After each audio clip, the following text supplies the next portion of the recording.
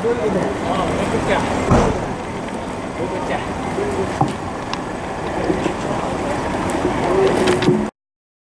の権利条約を制定した自治体は全国で数百にも上ります。本田久美子さんと共に京都を変えていきましょう。多くの皆さんの力で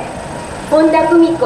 市長の誕生で子どもや大人が生きててよかったと思える京都を作っていきましょう。ありがとうございました。ご町内の皆さん、お集まりの皆さん、こんにちは。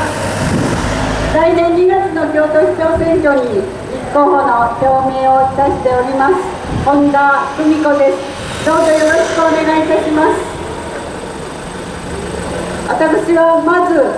パリの同時テロを断じて許すことができません。亡くなられた方に対して哀悼の意を表したいと思います。戦争でテロは決してなくなりません。だから私は戦争法安保法制に対しては反対をいたします。安倍政権が戦争法強行可決をいたしました9月19日、私は京都市長選挙に立候補の決意をした記者会見を行いました。それから2ヶ月、京都市全域を駆け回り、現地を見させてもらったり、団体の皆さんや個人の皆さんに懇談をし、お話をお伺いいたしました。何としてもこの戦争法安保法制には廃止にしたい、平和憲法を守ってほしい、この願い大変強いです。80代の戦争を体験されたおじいさん、悲惨な戦争は二度としてはいけない、だから憲法を守っていかなければならない、強くおっしゃいました。また戦争法安保法制廃止にしたい、そう思っておられる若い学生さん、子どもさんを持っておられるママの皆さん、廃止に向けて自ら行動を起こしておられます。そのお一人、私の話を聞きに来てくださいました。安倍政権を何とかしたい、国会議員を変えて安倍政権に倒していきたいと思うけど、今戦争法廃止、平和憲法を守る、そう言ってる京都市長さんを実現することが安倍政権に対しても大きな打撃を与えることになるんだ。だから私は本田久美子さんを応援する、そう言って今行動を起こしてくださっています。新しい団体、憲法生きる姿勢未来ネットワーク出来上がってきました。私は戦争法安保法制には廃止をし、平和憲法を願う京都の皆さん、そして京都の暮らしが良くなると願っている皆さん、ぜひ多くの団体個人の皆さんにお呼びかけをし、運動を大きくしてまいりたいと考えています。皆さんどうぞよろしくお願いいたします。私はこの京都市で小学校の教員34年間してまいりました。教え子を再び戦場に送らない、これを最も大事にしてきた原点であります。若者も教え子も子どもたちも戦争に行って人を殺したり殺されたり、そういうことは絶対してほしくありません。だから戦争法の具体化には反対を命がけでいたします。平和憲法を守ってまいります。この京都から全国に、そして世界に憲法9条、二度と再び戦争をしないと言っているこの憲法9条を世界にも発信してまいりたいと考えています。また子どもたち、今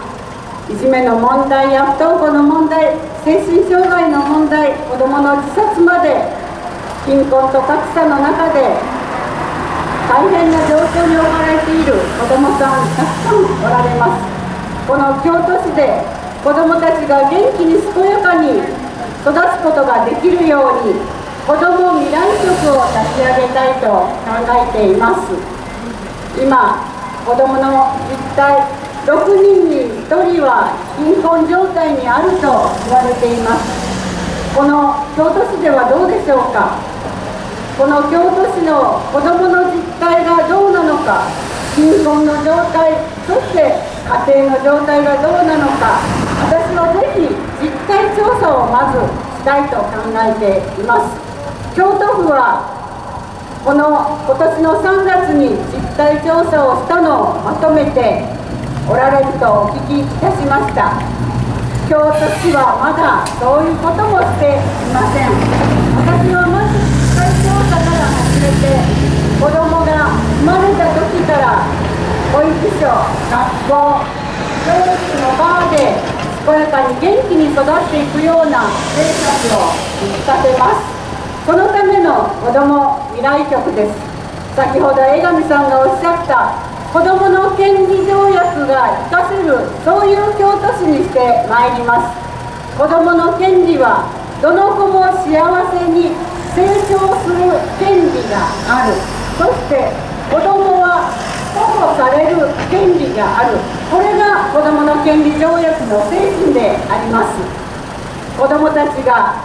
保護され元気に成長発達する、そういう京都市を子ども未来局を立ち上げ作ってまいります。またさまざまなところでお話を聞いてきた中で、年金が下がって生活が大変だ、生活保護が切られてどういうふうに生活していこう、社会保障も大変、介護保険の解約で大変になっている、そういうお話もたくさんお聞きいたしました。今、安倍政権の成長戦略で財界には有利な施策は取るけれども、国民の皆さんの福祉や社会保障の切り捨ては大変ひどいものです。私は国に対してもきっぱり福祉、社会保障を充実するようにものを言ってまいります。そしてこの京都市では長寿社会5カ年計画を策定し、高齢者の医療費無料化いたします。また